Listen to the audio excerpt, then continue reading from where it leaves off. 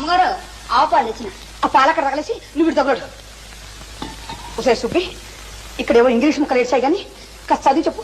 నాకేం వచ్చు అమ్మగారు. ఈ మధ్య నేర్చుకుంటున్నానని చెబుతావు కదే. ఆడు చెత్తపోతుంటేను 4 ముక్కలు గిలుకుతుండాలండి. ఆ 4 ముక్కలు ఈ 2 ముక్కలు ఉన్నాయేమో చూడు. ఎంవై మై అంటే నా యొక్క, నా అని కూడా అనొచ్చులేండి. DEAR డీర్ అంటే దుప్పండి.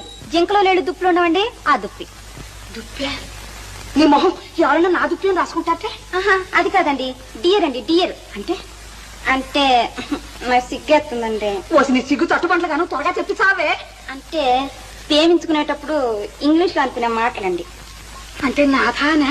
అదే కాదండి, ప్రాణేశానా? అవన్నీ పాతకాలపు మాటలండి. ఇప్పుడు వాటిని ఎవ్వరూ ఆడటం లేదు. మరైతే ఏమిటి చెప్పవే?